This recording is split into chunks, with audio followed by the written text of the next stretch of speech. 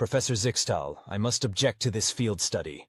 The humans cannot possibly be as resilient as our preliminary research suggests.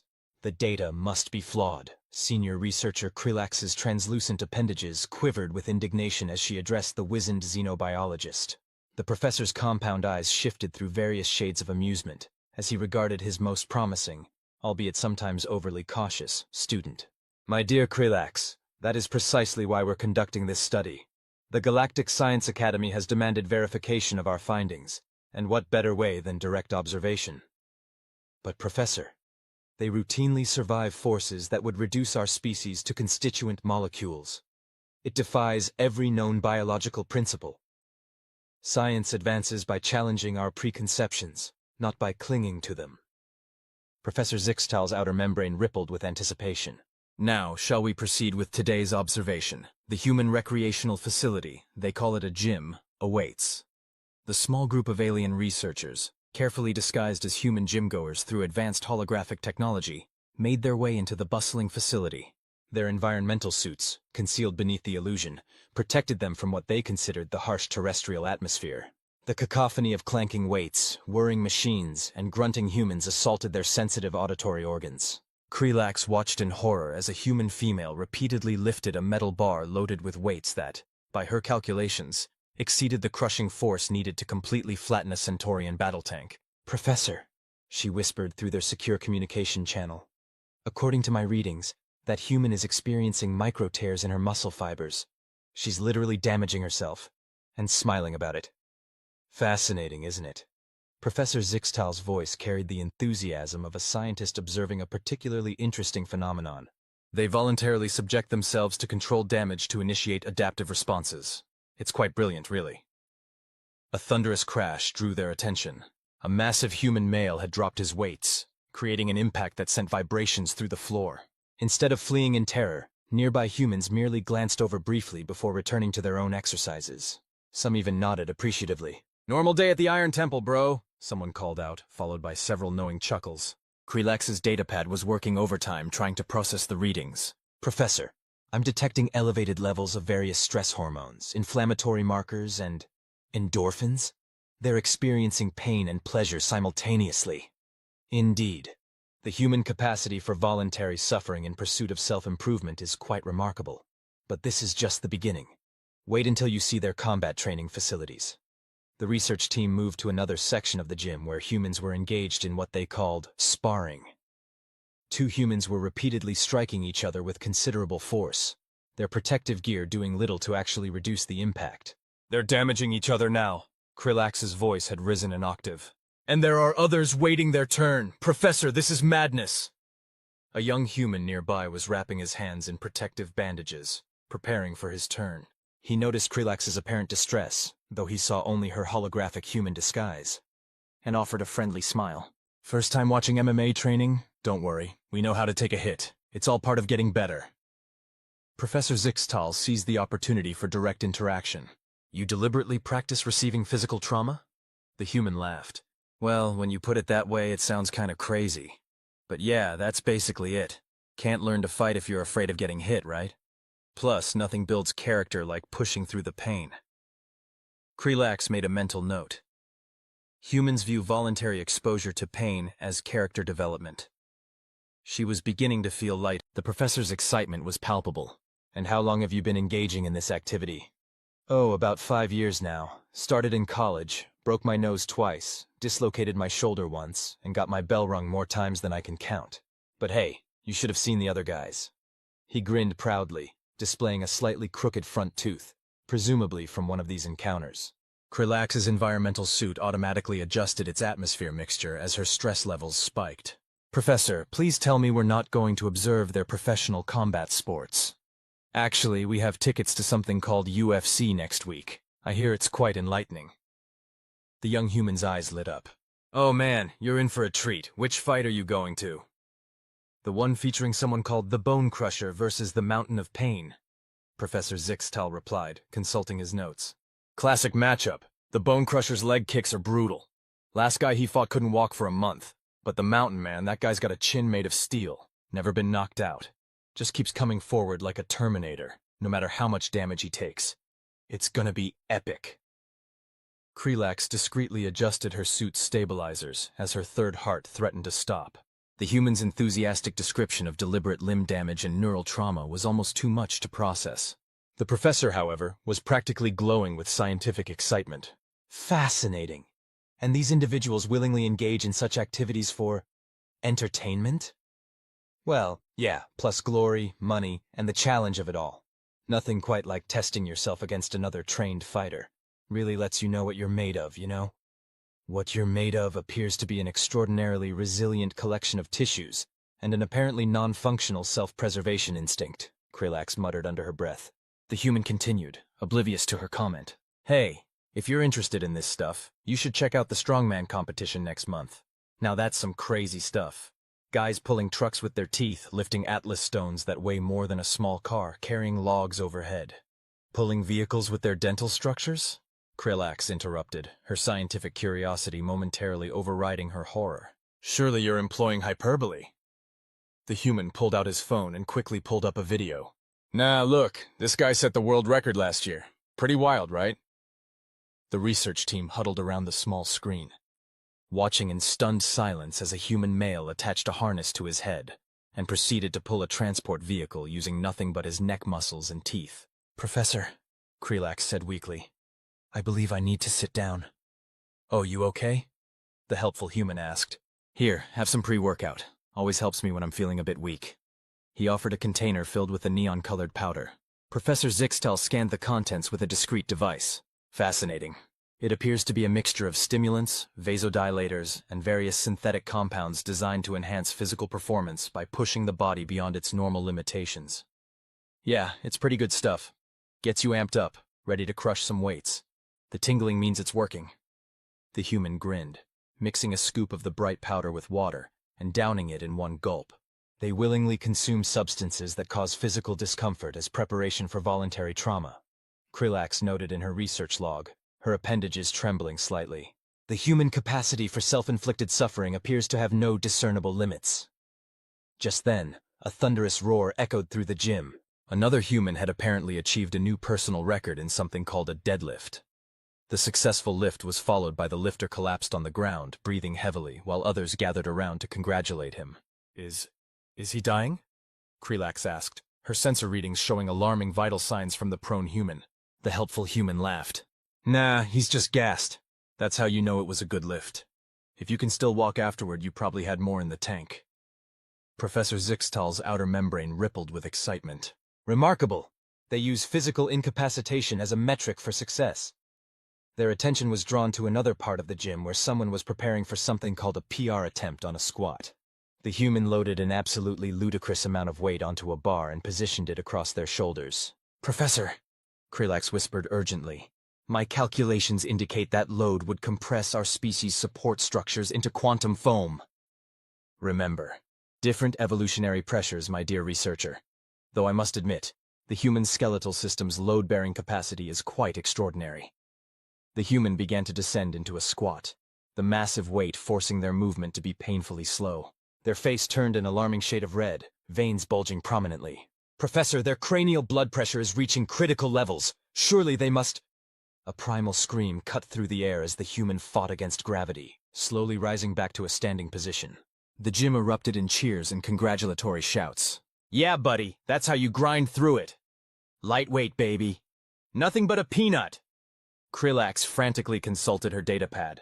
Professor, I'm detecting multiple minor ruptures in their capillaries, elevated cortisol levels, and... They appear to be celebrating? This makes no logical sense. The professor's compound eyes shifted through various shades of... It makes perfect sense when you understand the human philosophical approach to physical limitations. Their helpful human companion nodded sagely. Exactly. No pain, no gain. If you're not pushing your limits, you're not really living. No pain, no gain, Professor Zixtal repeated thoughtfully, a remarkably succinct encapsulation of their species' approach to self-improvement through voluntary suffering. Their observation was interrupted by a commotion from the gym's climbing wall. Someone had fallen, their safety rope catching them after a drop of several meters. Oh shit, you okay? Called out the belayer. The climber, dangling in their harness, gave a thumbs up and laughed. Yeah, just took a whipper. That was a good one. Almost had the send. Gonna rest a few minutes and try again. Krilax's environmental suit automatically injected a mild sedative to prevent her impending panic attack. They fall from heights, for recreation, and immediately express a desire to repeat the experience that nearly killed them? Well, yeah, their human guide explained. That's how you figure out the beta for hard routes.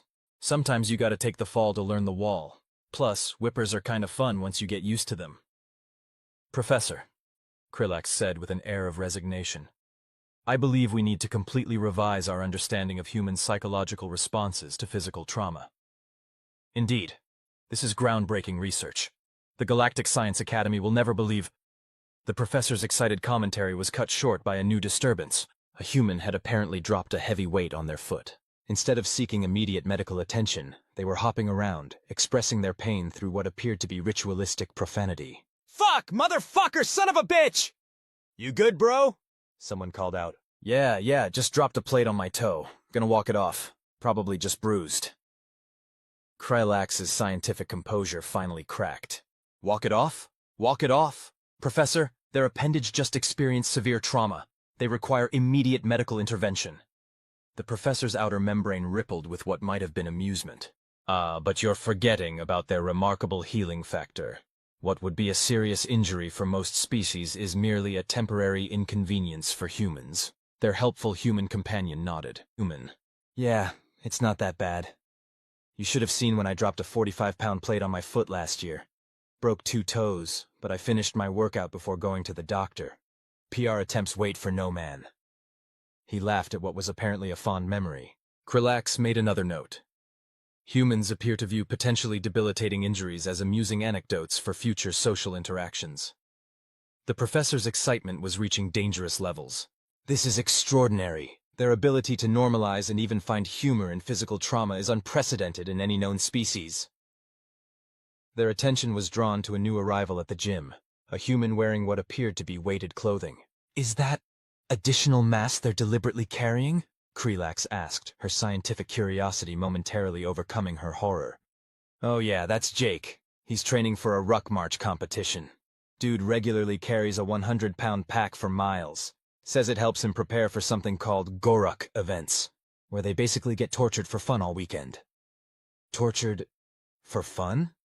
Krilax's translator matrix struggled to process this apparently contradictory concept. Yeah, you know, carrying heavy stuff for hours, doing thousands of exercises, getting no sleep, being in the cold and wet, real character-building stuff. The human's enthusiasm for described suffering was deeply unsettling. Professor Zixtal's outer membrane was practically vibrating with excitement. Remarkable. They've systematized recreational hardship into organized events. Their conversation was interrupted by the arrival of a human female, who immediately began performing something called muscle-ups on a horizontal bar, repeatedly launching her entire body mass above the bar through what appeared to be sheer force of will. Professor, Krilax whispered urgently. My readings indicate she's experiencing micro-tears in virtually every major muscle group, and she appears to be smiling. Hey, Sarah, their guide called out. How many rounds today? Going for 10 sets of 3, the human responded between repetitions. Shoulders are pretty fried from yesterday's handstand push-ups, but no excuses. Krilax's datapad nearly short-circuited trying to process this new information. They perform inverted weight-bearing exercises, after deliberately inducing muscle damage, and view this as normal behavior? Of course, their guide replied enthusiastically. That's how you get stronger. Gotta shock the muscles, you know. Break 'em down to build 'em up. Professor Zixtal made rapid notes in his own research device. The human approach to physiological adaptation appears to be fundamentally based on controlled damage and recovery cycles. Simply fascinating. Their scientific observation was interrupted by the arrival of a group wearing shirts that read, Marathon Training Team. How was the long run? Someone called out. Great, only 20 miles today. Taking it easy since we've got the Ultra next weekend. Krilax's only 20 miles? Ultra? Professor, surely they're not suggesting... Oh yeah, their helpful guide interjected. They're doing that crazy 100-mile trail race up in the mountains. Takes like 30 hours or something. Pretty hardcore. The professor's compound eyes shifted rapidly through various shades of scientific amazement. They voluntarily run for longer than a planetary rotation cycle? Through mountainous terrain? For recreation? Well, yeah. Some people are even into this thing called multi-day ultras where they run for like a week straight. Real mind over matter stuff. Krilax's environmental suit automatically adjusted its atmosphere mixture as her stress levels spiked again. Professor, I believe we need to expand our research parameters. The human capacity for voluntary endurance appears to exceed our current measurement scales. Indeed, and to think this is merely their recreational activity. We haven't even begun to study their professional athletes or military training. Their guide perked up at this. Oh man, if you're into that stuff, you should check out this documentary about Navy SEAL training. These guys go through something called... It's like you're turning your pain into art, you know? Plus, the endorphin rush is pretty wild. Endorphin rush? Professor Zixtal's compound eyes shifted through various shades of scientific interest. Yeah, some people get kind of addicted to it. Like a runner's high, but with needles. Krilax made another note. Humans appear to form positive psychological associations with pain stimuli, leading to voluntary repeated exposure.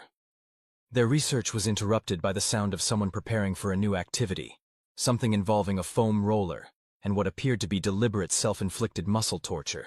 Ah, myofascial release, their guide explained, noting their interest. Basically, you find the spots that hurt the most and just dig right in there. Really helps with recovery. They intentionally apply focused pressure to damaged tissue, to promote healing. Krilax's scientific worldview was crumbling by the minute. Pretty much. No pain, no gain, right? Speaking of which, you guys should check out our Sunday morning recovery sessions, ice baths, hot yoga, and this new thing called needle therapy, where they stick these tiny needles all over you. Professor, Krilax interrupted, her voice carrying the weight of profound scientific revelation. I believe we need to completely revise the galactic classification of sentient species. The humans cannot be properly categorized using our current parameters. Professor Zixtal's outer membrane rippled with academic satisfaction. Indeed. Their relationship with physical adversity appears to be fundamentally different from any known species. Where others avoid pain, they seem to embrace it. Embrace it? Their guide laughed. We literally have a saying, pain is weakness leaving the body. Hey, you should come back next week. We're hosting a charity event where people do burpees for 24 hours straight. Professor, Krilax said with quiet determination, I believe I need to pursue a different field of study. Perhaps something less psychologically traumatic, like quantum singularity research.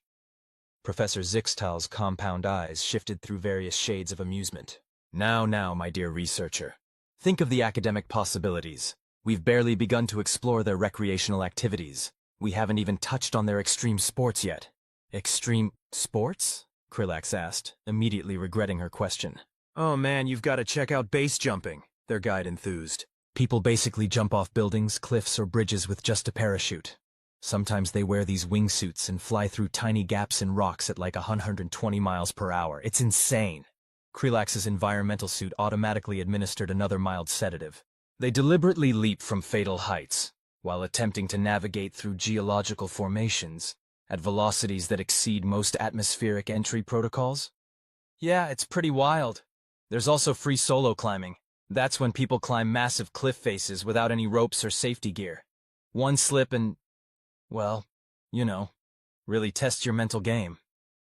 Professor Zixtal's excitement was reaching dangerous levels. Fascinating. They deliberately remove safety mechanisms to enhance the psychological impact of potentially fatal activities.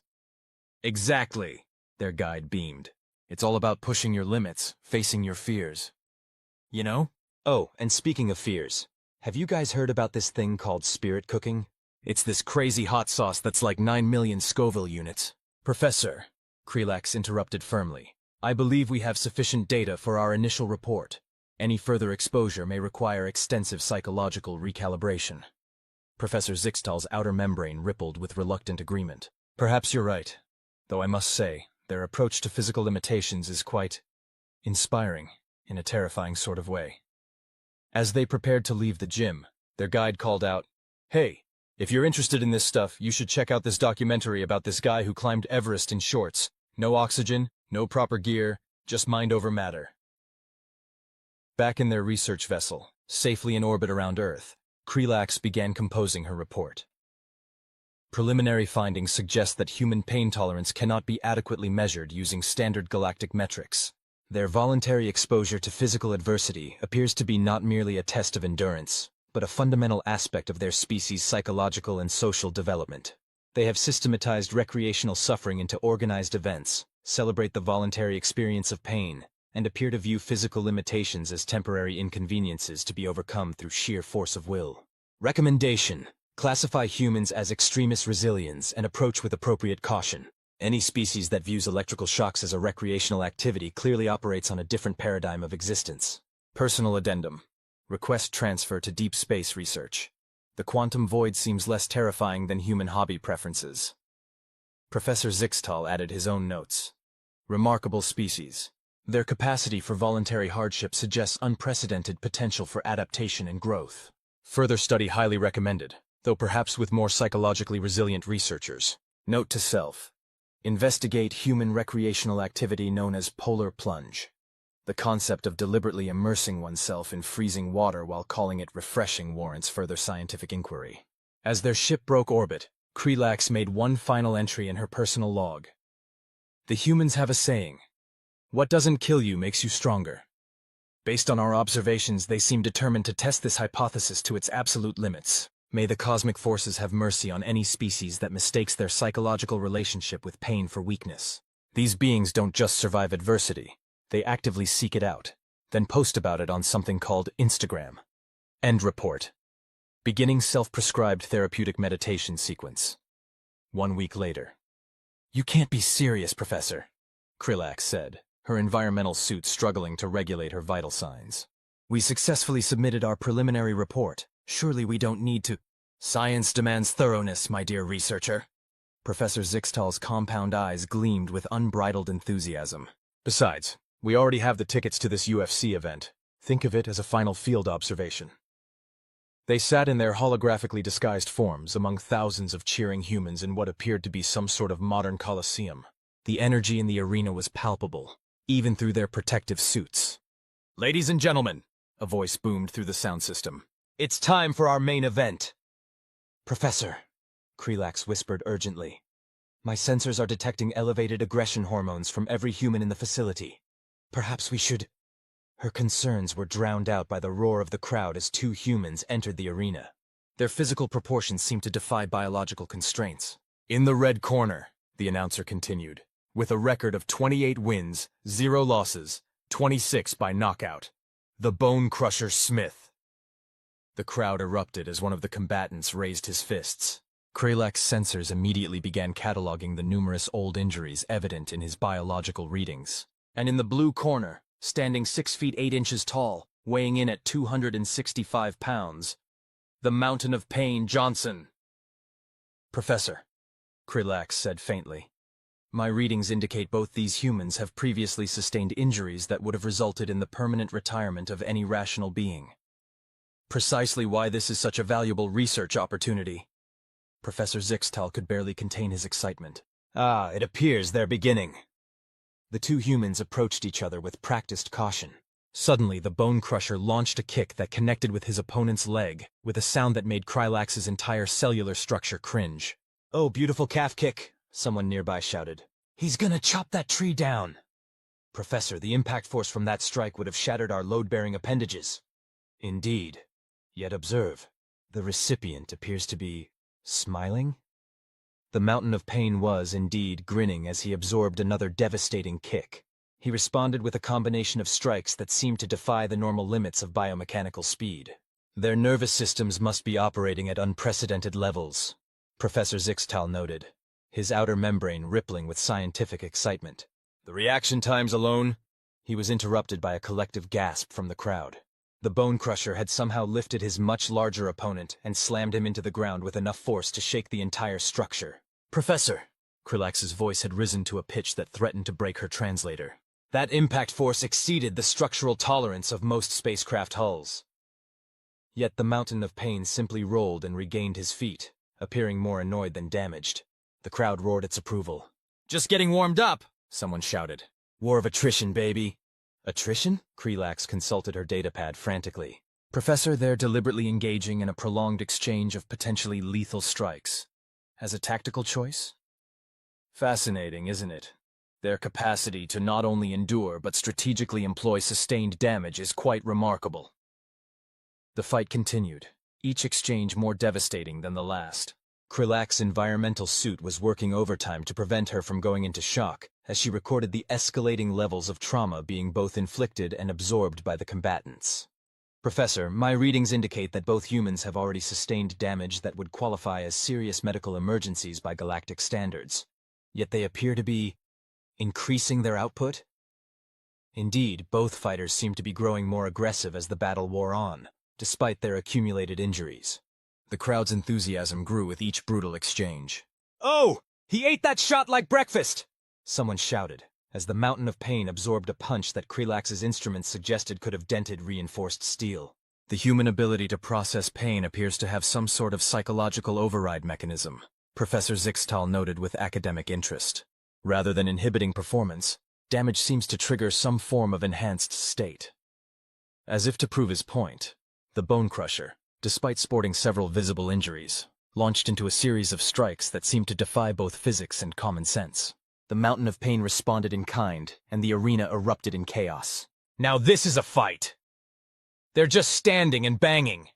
Nobody's taking a backward step." "Professor," Krylak said with a strange calm that suggested she had moved beyond mere horror to some new state of scientific enlightenment. "I believe we need to create an entirely new classification system for human combat sports. Our existing parameters for voluntary trauma are clearly insufficient." "Agreed. The way they... Oh my!" Professor Zixtal's exclamation was triggered by a particularly spectacular exchange that ended with both fighters on the ground, engaging in what appeared to be some form of joint manipulation warfare. "They're attempting to hyperextend each other's limbs," Krylak noted with academic detachment, while simultaneously applying compression forces to their opponent's vascular systems. And the crowd appears to be cheering for more. "Break his arm! Squeeze his head off! Twist that leg like a pretzel!" The spectators seem to be actively encouraging escalating levels of trauma, Professor Zixtal observed.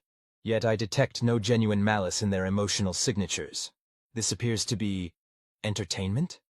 "Professor, I believe I'm beginning to understand why humans achieved spaceflight so quickly," Krylak said thoughtfully.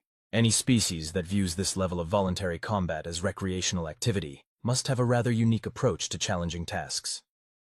The fight continued for what seemed like an eternity to the alien researchers, though their instruments indicated it had only been about 20 Earth minutes. Finally, after a particularly spectacular sequence of strikes, the Bone Crusher managed to render his opponent temporarily unconscious. The crowd erupted in jubilation as medical personnel rushed to attend to the fallen fighter. To Krylak's astonishment, the mountain of pain regained consciousness within seconds and immediately tried to continue fighting. "Now that's heart! What a warrior! Fight of the Year candidate!" As the arena began to clear out, the alien researchers overheard nearby spectators discussing the event. "Man, that was brutal. Can't wait for the rematch." "Did you see how they were just eating each other's best shots?" "That third round was insane. They're definitely both getting Performance of the Night bonuses."